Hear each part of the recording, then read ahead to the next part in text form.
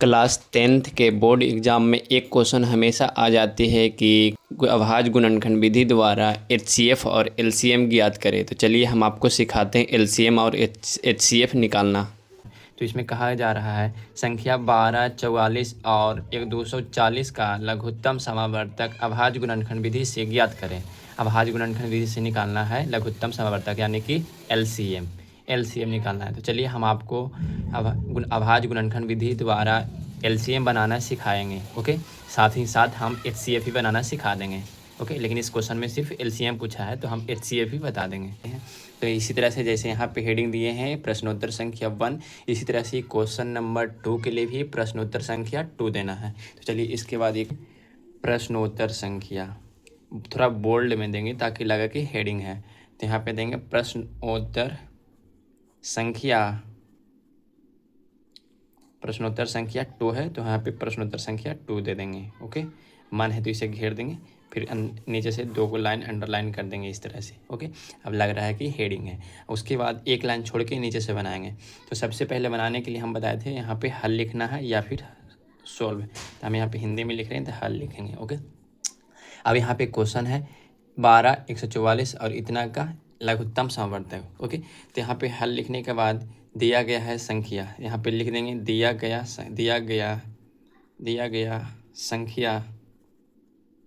संख्या 12, 144, फिर कितना है 240। ओके, ये तीनों संख्या का एलसीएम निकालना है अभाज्य गुणनखंड विधि द्वारा। तो सबसे पहले यहाँ पे लिख लेंगे जो संख्या है, संख्या लिखकर बराबर का चिन्ह लगा देंगे। 12 है तो बराबर का चिन्ह, फिर इसके बाद 144 है तो 144 लिखने के बाद बराबर का चिन्ह, फिर 240 लिखने के बाद बराबर का चिन्ह। अब हमें निकालना है एलसीएम। याद रहे एलसीएम हो या एचसीएफ, निकालने के लिए सबसे पहले हमें निकालना होगा अभाज्य गुणनखंड। तो अभाज्य गुणनखंड कैसे निकालेंगे, यहाँ पे साइड में अभाज्य गुणनखंड पहले निकाल लेते हैं। तो यहाँ पे 12 का अभाज्य गुणनखंड निकालते हैं। 2 बार में लगेगा 6 दूनी 12, 2 बार में लगेगा 3 दूनी 6, फिर 3 बार में लगेगा 3 एकाइन 3। ओके, तो ये जो किनारे वाली जितना भी संख्या है ये 12 का अभाज्य गुणनखंड है। तो यहाँ पे 12 का अभाज्य गुणनखंड है तो इसे लिख लेते हैं। और हम बताए थे पिछले वीडियो में कि जो संख्या रिपीट करती है उसे घात के रूप में लिखा जाता है। तो यहाँ पे 2 बार रिपीट किया है, इसका मतलब 2 के घात हम 2 लिख सकते हैं। ओके, तो 2 के घात 2, उसके बाद गुना में 3 रिपीट नहीं किया है तो 3 10 की 10। ओके, उसके बाद 12 का अभाज्य गुणनखंड हम निकाल लिए। अब उसके बाद 144 का अभाज्य गुणनखंड निकालते हैं। तो यहाँ पे 144 देंगे, फिर इसका अभाज्य गुणनखंड निकालेंगे। ओके, तो 2 बार में लगेगा 7 दूनी 14, 2 दूनी 4 यानी 72 दूना 144, फिर 2 मरता में लगेगा 36 दूनी 72, फिर 2 मरता में लगेगा 18 दूनी 36, फिर 2 मरता में लगेगा 9 दूनी 18, फिर 2 से नहीं लगेगी तो 3 से लगेगा, 3 त्रिका 9, फिर 3 से लगेगा 3 तिया 9, सॉरी 3 है ना, हाँ 3 त्रिका 9, फिर 3 से लगेगा यहाँ पे एक बार में 3 एकम 3। ओके, तो ये हमारा जितना भी किनारे में संख्या है ये हमारा 144 का अभाज्य गुणनखंड है। तो जो संख्या रिपीट करती है उसे हम घात के रूप में लिख लेते हैं। तो यहाँ पे 2 कितना बार रिपीट किया, 1 2 3 4, यानी 2 4 बार रिपीट किया है तो इसका अभाज्य गुणनखंड यहाँ पे लिखेंगे 2 के घात 4, क्योंकि जो संख्या रिपीट करती है उसे हम घात के रूप में लिखते हैं। अब यहाँ पे संख्या 3 है जो 2 बार रिपीट किया है तो गुना में संख्या 3 को घात 2 लगा देंगे। ओके, अब ये हमारा 144 का भी अभाज्य गुणनखंड बन गया।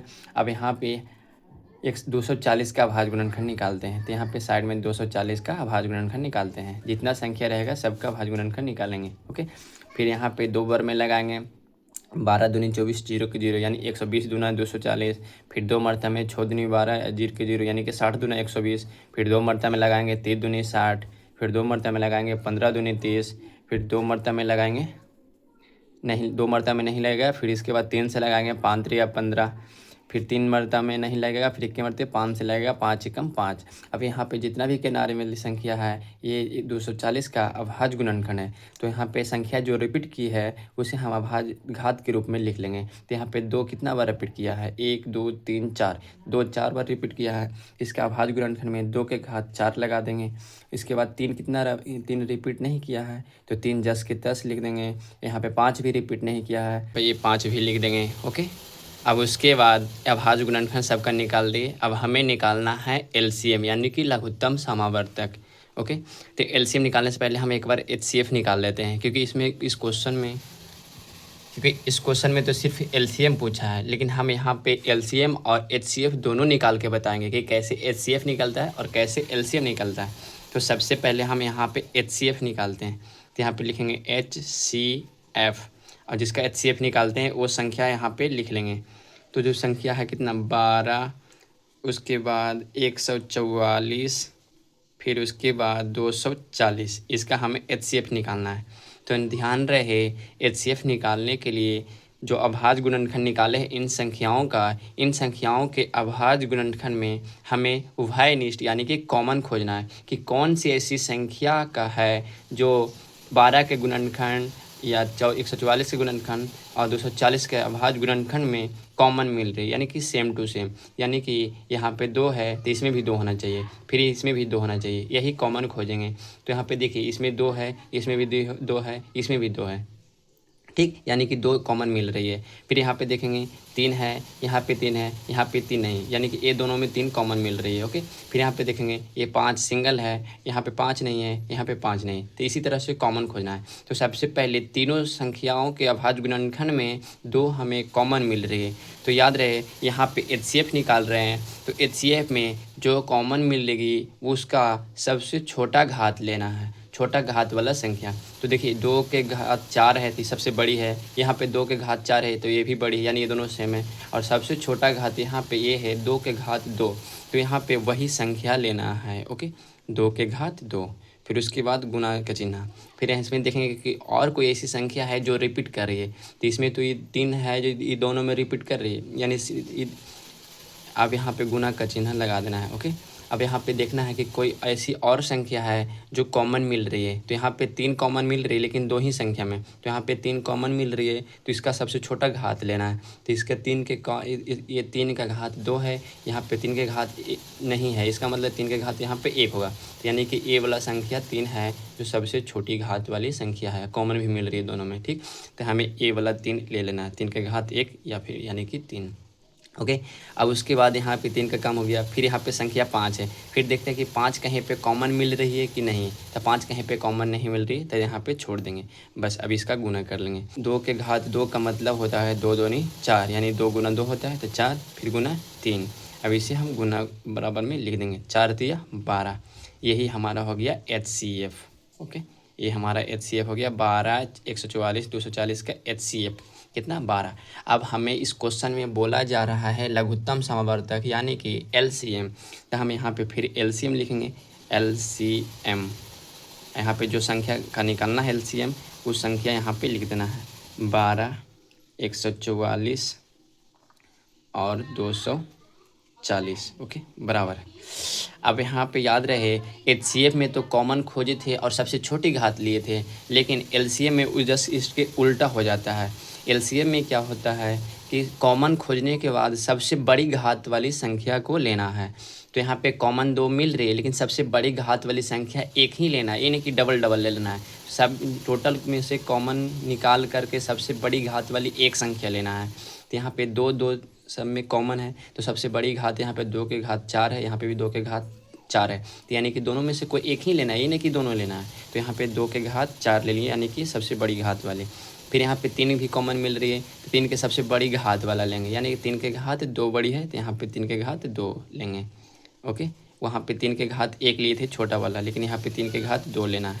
ओके, तो यहाँ पे इसे 3 के घात 2। ओके, अब यहाँ पे 5 देखिए, 5 कहीं पे कॉमन नहीं है, लेकिन यहाँ पे एक बात ध्यान देना है, HCF में जो कॉमन नहीं रहती उसे नहीं लिखना है, लेकिन LCM में जो कॉमन नहीं भी मिलती है, जो फुट में संख्या बच जाती है, वो संख्या भी हमें लेना होता है। तो यहाँ पे फुट संख्या 5 है, तो यहाँ पे 5 भी लेंगे और इन सभी का आप कुछ कर देंगे गुना। ओके, अब 2 के घात 4 का मतलब होता है 2 गुने 2 गुने 2 गुने 2, यानी 2 दूनी 4, दूनी 8, दूनी 16, तो यहाँ पे हो जाएगा कितना, 16। फिर यहाँ पे गुना है। अब 3 के घात 2 का मतलब होता है 3 गुने 3, यानी 3 त्रिका 9। ओके, तो यहाँ पे हो जाएगा 9, यहाँ पे गुना 5। अब गुना कर देंगे, 16 में 9 से करेंगे गुना, तो 16 में 44 से 144 आएगा, तो तो यहाँ पे 144, फिर गुने 5। अब 144 में यहाँ पे 5 से गुना कर देंगे, तब 5 चौके 20 के 0 वाक्यत में 2, 5 चौके 20 से 2, 22 के 2 वाक्यत में 2, 5 और 2 7, यानी कि 720। तो हमारा यहाँ पे आंसर हो गया कितना, 720 आंसर। हमें यही निकालना था LCM। तो हम LCM के साथ साथ यहाँ पे हम आपको HCF भी निकालना सिखा दिए, ठीक। तो अगर कभी कोई क्वेश्चन में बोलेगा कि HCF निकालिए, तो ऐसे करके HCF ये निकालना है। अगर सिर्फ क्वेश्चन में LCM बोले तो सिर्फ LCM ये निकालना है, ठीक। तो एक बात और हम लास्ट में बता देना चाहते हैं कि अगर LCM बोले तो सबसे बड़ी वाली घात लेना है और फुट में जो संख्या बचेगी वो भी लिख देना है। और अगर कहीं HCF बोले तो सिर्फ कॉमन खोज कर सबसे छोटी वाली घात लेना है, सिर्फ छोटी वाली घात, कॉमन वाली ही संख्या लेना है, फुट रहेगा उसे नहीं। और LCM में क्या होता है, इसी में फुट वाली भी संख्या लेना होता है और सबसे बड़ी घात वाला संख्या लेना होता है अभाज्य गुणनखंड में से, ओके।